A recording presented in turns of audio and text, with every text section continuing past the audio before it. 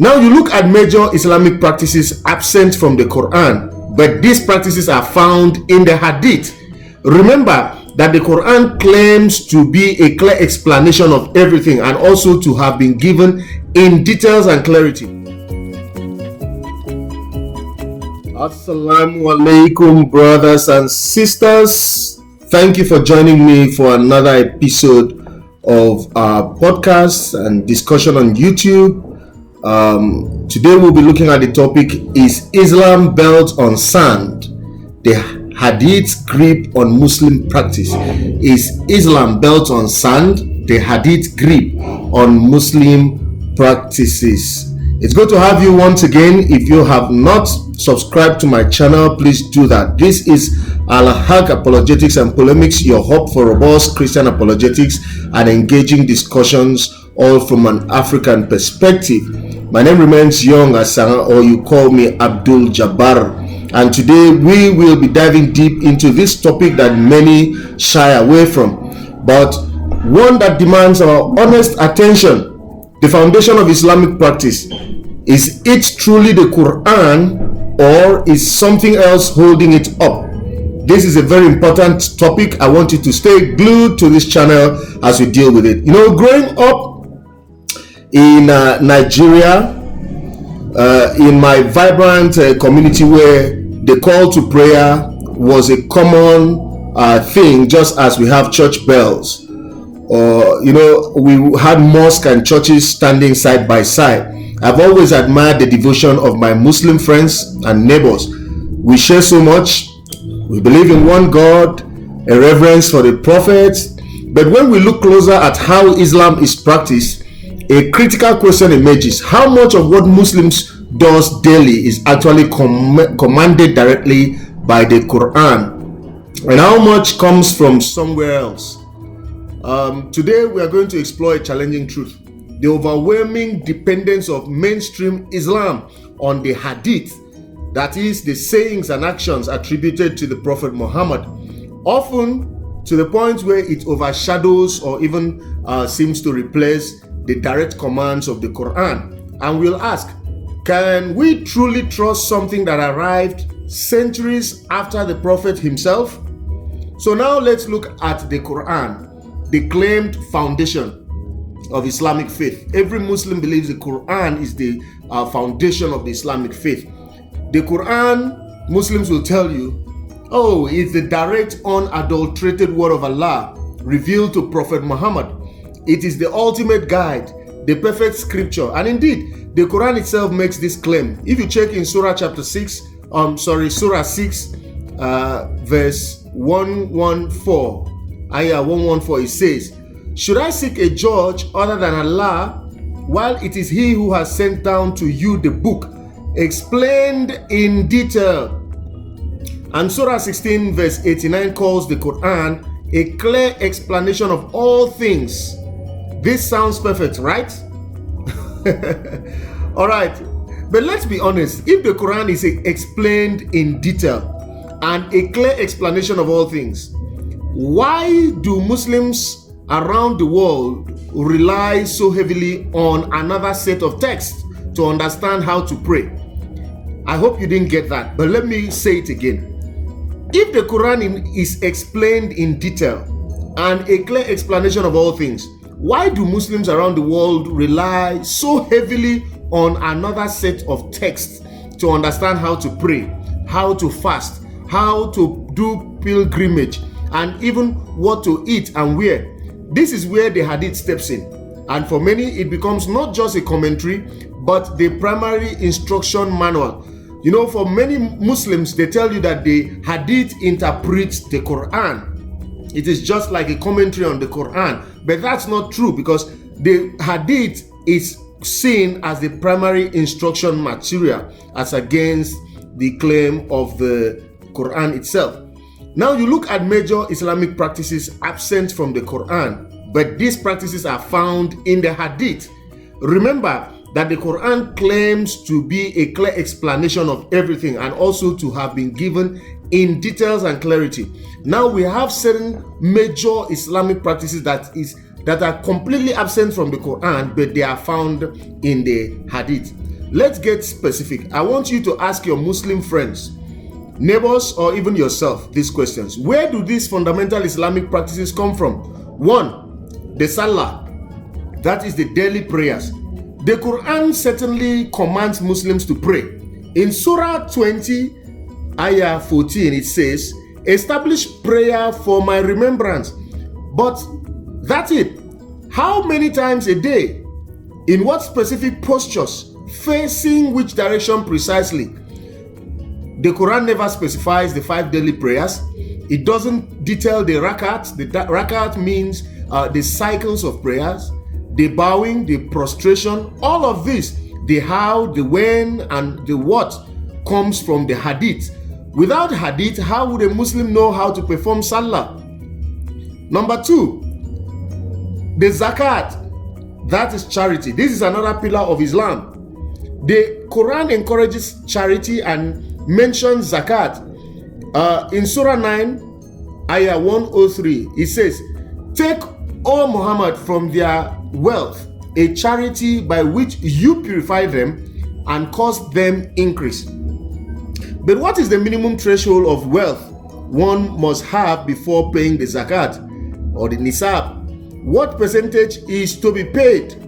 Example, 2.5% on savings, gold, silver. On what specific asset is it due? The Quran doesn't explain these crucial details. This intricate system, vital for the Islamic economy, is entirely elaborated upon and mandated by the Hadith, not the Quran. Number 3, let's look at another Islamic practice, the Saum, that is the fasting during Ramadan.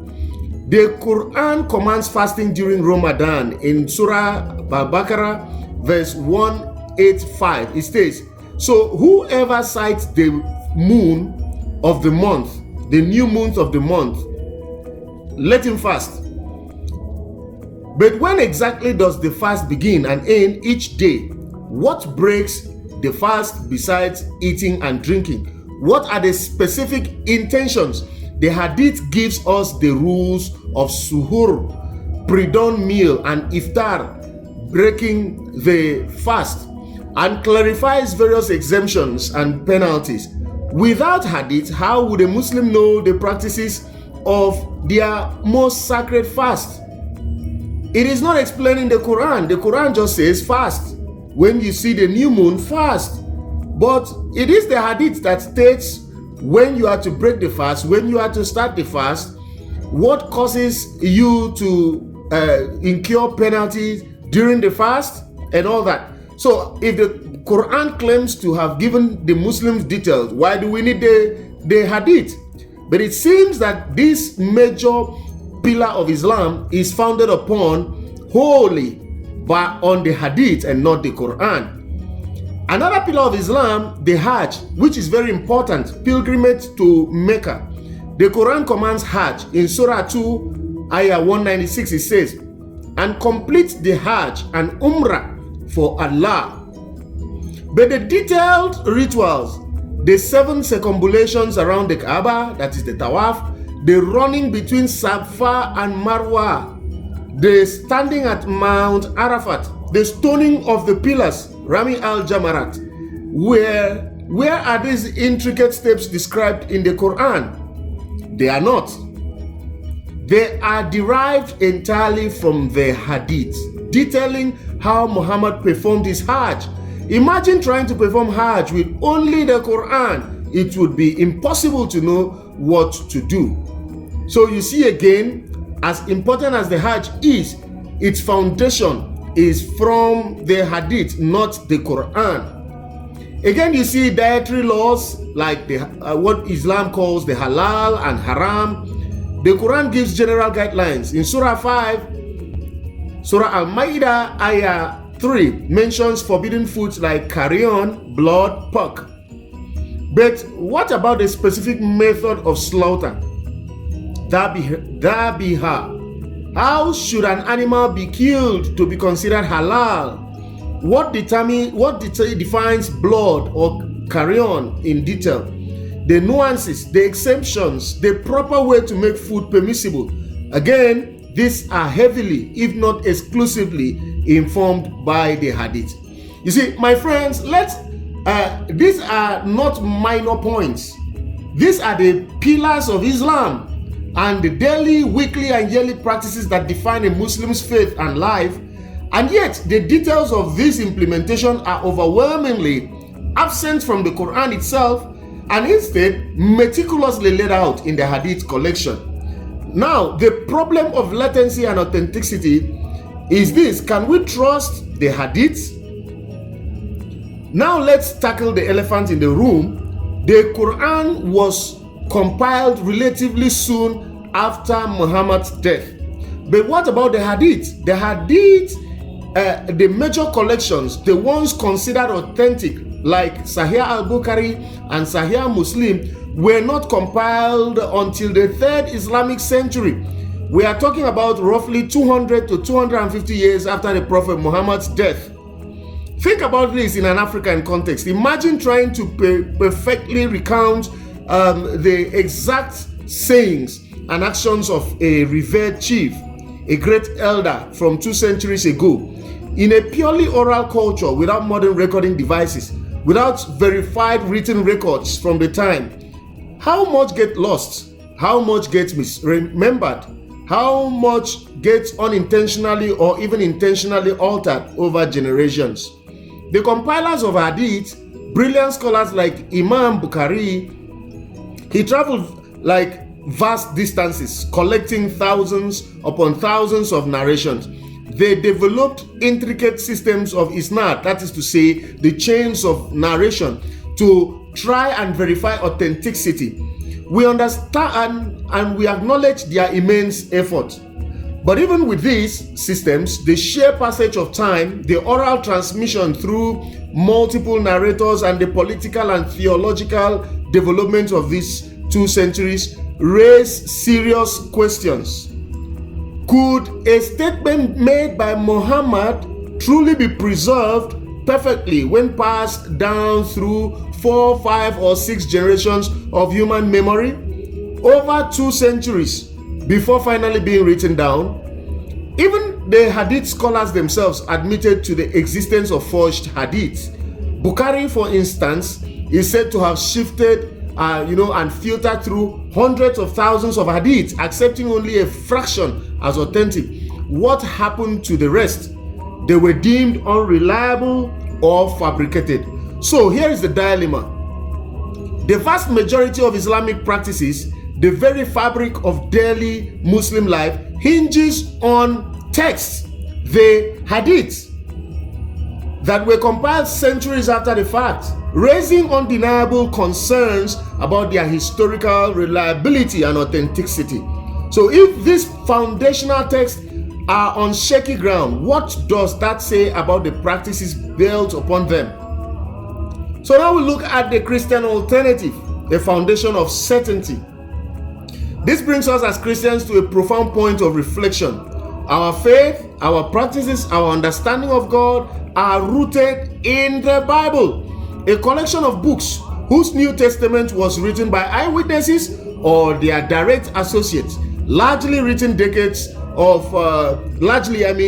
within decades of Jesus's life, death, and resurrection. So you see, the Gospels, Paul's letters, these were circulating, copied, and revered by the earliest Christian communities with remarkable textual consistency.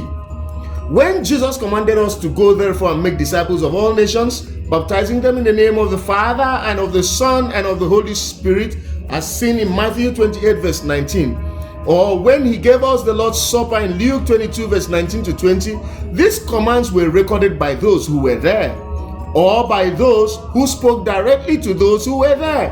Our foundation is in the immediate historically attested revelation. We don't rely on centuries late oral traditions to know how to baptize or how to take communion or how to pray.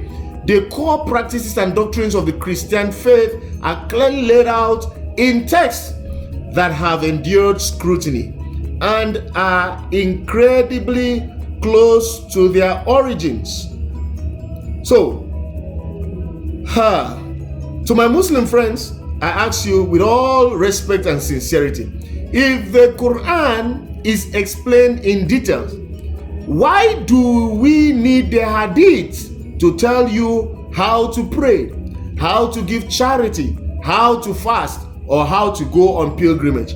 And if the Hadith is what gives you these crucial instructions, can you truly place your complete trust in texts compiled 200 to 250 years after the Prophet, through generations of oral transmission? As an African Christian, I see the beauty in seeking truth. And the truth, my friends, is that for Islam, the Hadith appears to be not just a supplement, but the very architectural blueprint for daily life. A blueprint drawn up longer after the architect had left. This challenges the Quran's claim of being a clear explanation of all things and raises serious questions about the solidity of Islam's practical foundation. Think critically, research diligently, and most importantly, seek the one true God who offers a path built on certainty, not on centuries-late recollections. The Christian faith invites you to a relationship with Jesus Christ, whose life and teachings are attested by those who walked with him, providing an unshakable foundation for your soul. Thank you for joining me today. If this video sparked questions or thoughts, leave a comment below, share it with someone who needs to hear this message. Don't forget to like, subscribe, and hit that notification bell so you don't miss our next deep dive. Until next time, God bless you and may his truth guide you. Bless you. Thank you very much.